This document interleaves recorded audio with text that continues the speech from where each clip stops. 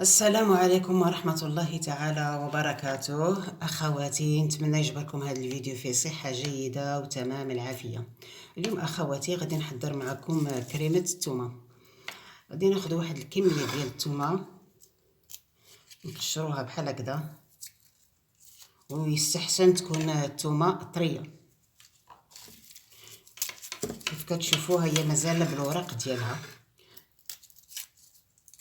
هذه من انتاج محلي وبيو، يعني ماشي ما فيهاش مواد عضويه.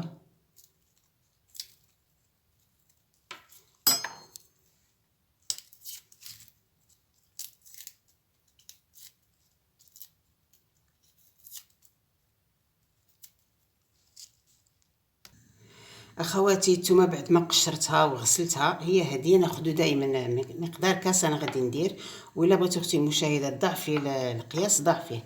عندي هنا كاس واحد ديال الثومه، انا نديرو في الماء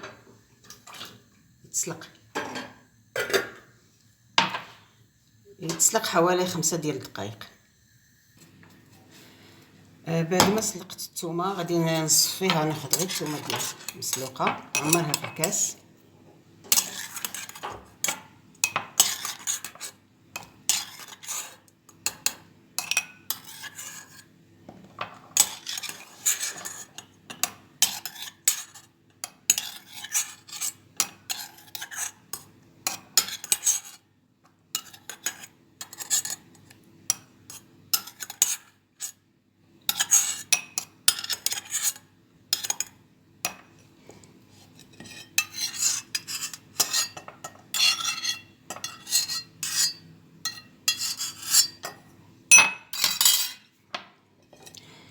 هاد الماء اللي سلقت فيه الثومه غادي نعمر كاس واحد منه.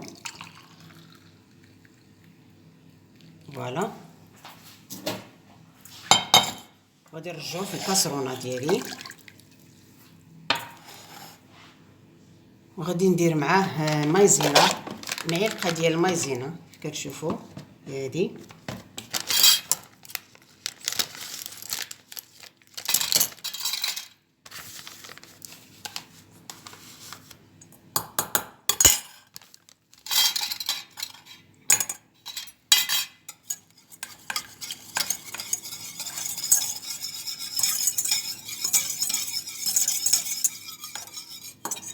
ثم نرجعها على العافيه.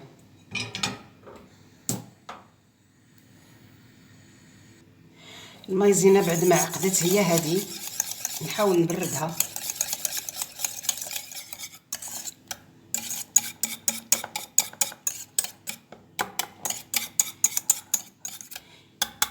اخواتي، كاس ديال الماء فاش سلقنا الثومه مع معلقه ديال المايزينا، هو هذا مقدار كاس صافي. فوالا،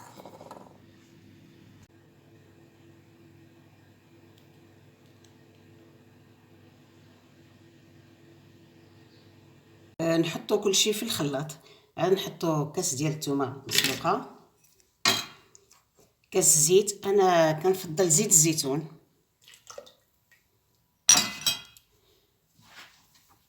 كاس نشا،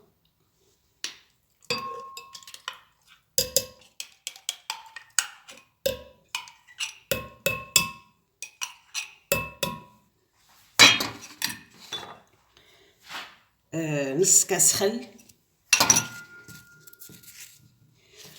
وملح. بدون اضافات. اللي بغات دير شي اضافات ولا شي تنسيمه من غير النسمه ديال الثوم تزيدها.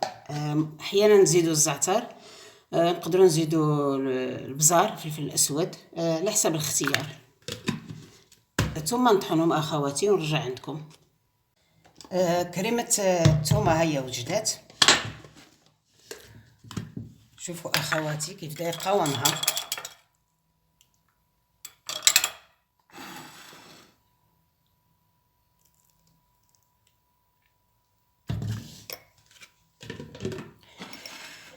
هذه كريمه الثومه ما فيهاش البيض، ما فيهاش منكه اخر. وهذه الاضافات اللي زدت هنا، زدت نص عصير حامضه ليمونه، وزدت هنا بياض البيض. اذا الابيض كامل او بياض البيض اختياري، اللي بغى يديروا اللي ما بغاش يديروا. وكانت هذه كريمه الثومه اخواتي، الى اللقاء فيديو اخر مع منوعات وتدابير خالده.